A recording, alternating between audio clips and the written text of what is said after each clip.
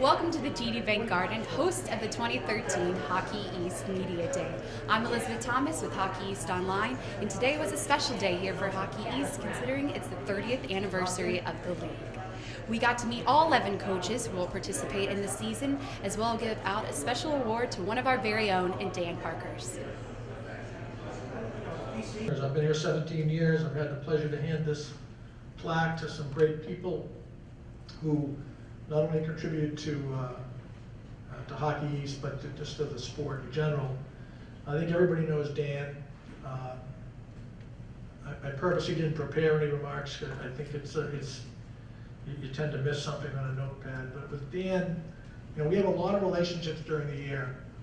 And one of the things that's great about Dan Parkhurst is you try to build the website, you try to do something more, you ask him to consider something, or more often than not, he asks you about a new idea, and it's never with a price. He never puts the hand out and says, yeah, I can do that, but that's going to cost you. Dan is engaged in this process as if he's an employee of the league. He really has great pride in what he does for us. And the media part of the award probably pays greater specific attention to his broadcasting career, all the time he spent with UNH, a little bit of time with Merrimack, with ESPNU. So he's a broadcaster in that sense, but what he does and has done for the last 17 years with our website, I'm not a big one for standing up and saying we're number one or we're the best of this or that, but I take great pride in how easy it is to maneuver around our site, find what you're looking for. With Pete, have constantly tried to make it better, have never gotten complacent, have never thought good enough is good enough. And a lot of it has to do with Dan. And he does all this with a very unassuming personality. He's very easy to be around. His wife's here, she may not agree with that completely, but at least for those of us that deal with him professionally, which if you look at the list of people, especially in recent years, the people that have received this, you can say that about a lot of the people that have received this award before him, and it shows you how fortunate we are to have this kind of support. We can't get the word out about what our players are doing, what our coaches are doing on our own. We need some help, and Dan is really the gatekeeper for how a lot of people learn about Hockey East, what they see, and we couldn't have a better person with that responsibility. So it's with great personal pleasure as well as professional pride that this year's Joe Concannon Media Award goes to Dan Parkhurst.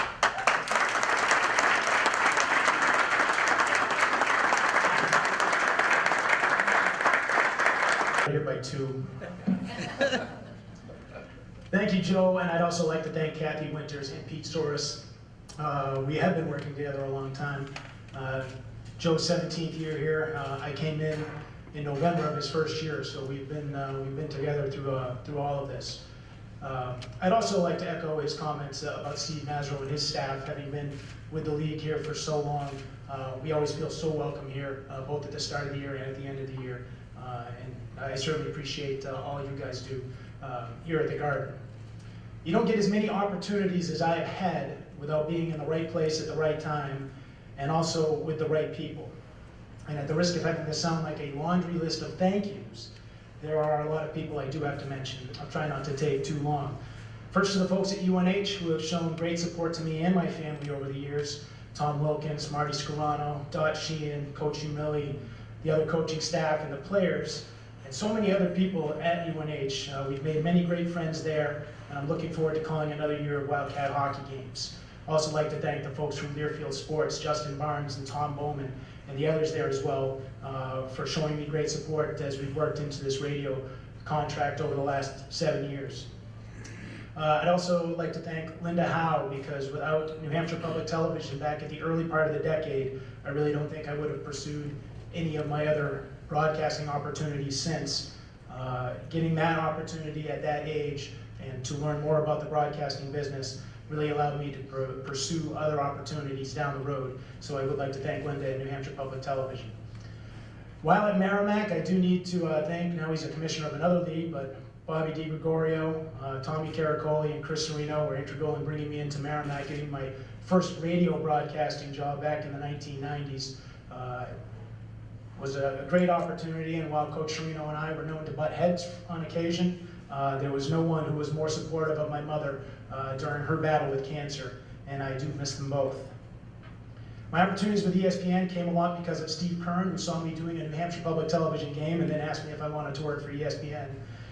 That was really a loaded question, because you get an opportunity to do something with a national network, and you're certainly going to take the opportunity. Worked with Sheila Sullivan on a lot of those ESPN games, and I get to add another notch on my list today because I helped out Cox Sports do some interviews today, so I can add Cox Sports onto the list for the next time I have to make a speech. One of my most memorable trips as a broadcaster actually came on radio, but for a different team. Boston College asked me to go to the 2008 Frozen Four with them, which was a spectacular tournament won by the Eagles, and I do appreciate that invite. It was an exciting time to be with that program. This year I'll again get a chance to call a few games on NBC Sports Network. My thanks to Mark Bellotti and Sam Flood for keeping me involved. I'd also like to thank Eric Haugen and Russ Kent for giving me some chances with Nesson. There are a lot of folks behind the scenes on broadcast. I'm not going to get into that here, but I do want to say that the folks who work, whether it's on cameras, whether it's on sound, whether it's on tape, whether it's your board operators on radio broadcasts, they make what I do so much easier, and they're really a huge part of what goes on in broadcast, and I do need to thank all of them. I do want to single out Erin Boss from our UNH flagship station, WGIR. Her work on the board for us is great for our broadcasts, and she keeps us entertained. The other behind-the-scenes group, and a lot of them are here today, are the SIDs. My thanks to them over the years, especially this group of SIDs, because I know they vote for this award. I'd also like to thank the coaches and administrators from around Hockey East who've always made me feel so welcome, whether it's doing an interview, whether it's running into you at the pool bar in Naples, or anywhere along the way. I do appreciate all the support I've gotten from the coaches and administrators. I do need to give Pete Soros an extra shout out.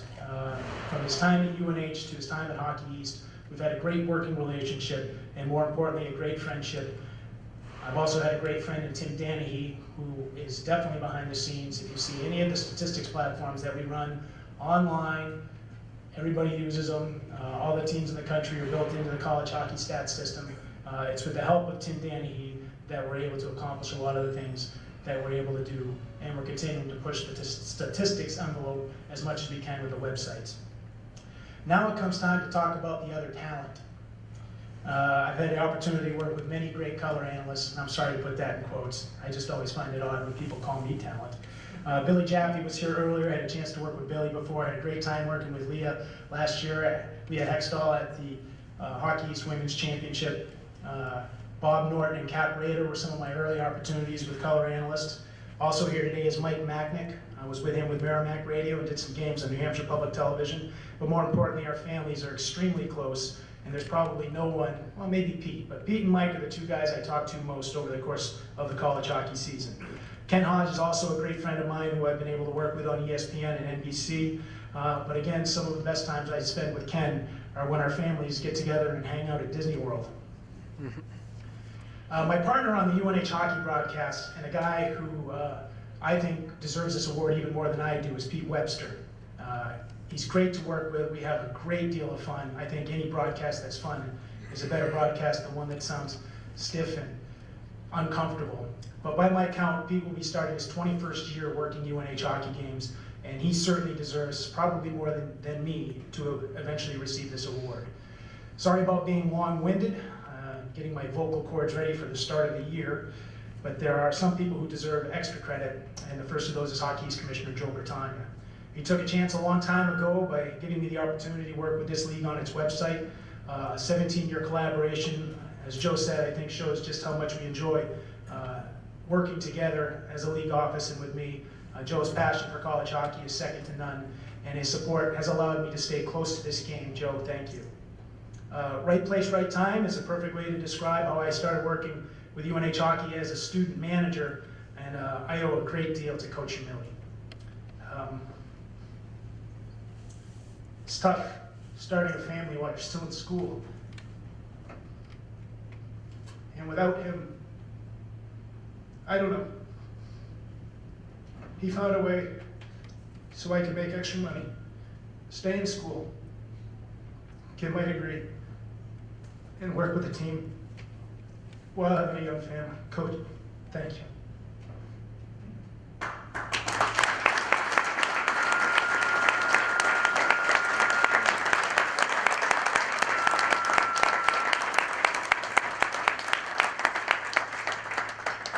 And where would anyone be without their family? My mom's gone now, but certainly my biggest fan. And since I do live way up in the mountains of New Hampshire, I still manage to sleep in my bed at my dad's house in Concannon some nights. When driving all the way back to Conway, it just doesn't seem like the right thing to do at 2 o'clock in the morning. My dad's still involved as an off-ice official, so he's still around. He adopted UNH hockey at the same time I did. My son, when he was a senior all-state goalie in New Hampshire, I think I saw 6 or 7 of his games because that's the nature of this job. This year I had a lot of fun playing a lot of music with my daughter Riley over the summer. And I know a lot of you have seen the videos, and for those who haven't, youtube.com/Parkhurst videos. You can watch Riley play guitar on Joe Walsh's Rocky Mountain Way. But I always miss a lot of her stuff over the winter too. Thankfully, my lovely wife Lynn, my son Johnny, and my daughter Riley are extremely understanding with all the travel I have to do. Lynn is here today, and with all the traveling I do, she's also a behind-the-scenes person. She's been known to update the website from time to time while I'm sitting in a car or on an airplane somewhere. Well, I talk about right place, right time. Well, right place, right time, right girl. And Lynn, thank you. I know it can't be easy with me gone so much. I love you. I really appreciate you folks putting up with me today. I'd like to once again thank the Hockey East office and the SIDs for the award. We'll sure find a good spot at home to hang the Concannon Media Award. Thank you. We're standing here with the recipient of the Concannon Media Award, Dan Parkhurst. Congratulations on your award today. Well, thanks so much. It's you don't get an opportunity to do as much broadcasting and other opportunities in the media as I have without being in the right place at the right time and knowing the right people. And fortunately, a lot of those things have fallen into place for me. This is your 17th year with Hockey East. Can you talk a little bit about that, and does it ever get old? I tell you what, the season, at some points in the season, it can feel like it's a little long, but it's always exciting when the year starts and you're able to get back into hockey games. I mean, the first women's hockey game out west was actually last night, September 23rd. That's how long a season it is, but it's very exciting, and I have been working on the Hockey East website since 1997, and so big thanks to Joe Bertagna for allowing who was then a fairly young kid to get involved with the league, and I've been with the league ever since, and it is very exciting. Well, obviously you've been doing very well with keeping up the website and so forth and helping out with all the media, and everything people get to see, it's all due to you, so we all want to say thank you for that. But also, what are you looking forward to this year? Well, this year will be exciting. I'll be my 7th year working for UNH on their radio broadcast, and I've been doing UNH television for 12 or 13 years now, and I'll have an opportunity to do a few games with NBC Sports Network this year. And the broadcasting is really something that I've always enjoyed doing, maybe the most of all the various hats I get to wear over the course of the season. And so getting back to the rink and getting to a game and getting to call a game is probably the most exciting thing I look forward to at the start of every year. And there's a lot of changes up here in Hockey East this year, with it being the 30th season and so far, and adding Notre Dame. But what's the most exciting that people are going to have to look out to for the fans? What do you want them to watch? Well, I think an important thing to watch this year is just going to be the standings, because with a 20-game regular season conference schedule this year, fans are used to seeing 27 games, and maybe some teams can start to distance themselves from other teams over the course of the year. But with only a 20-game league schedule this year, it's going to be compact, and I think it's going to be a real tight race through the top and bottom of the league. All right, well, thank you, Dan. Congratulations, and thank you for everything you do at Hockey East. Thank you.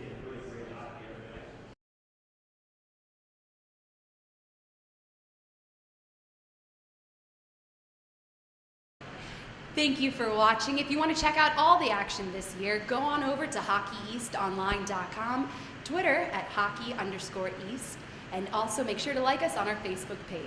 I'm Elizabeth Thomas for Hockey East Online.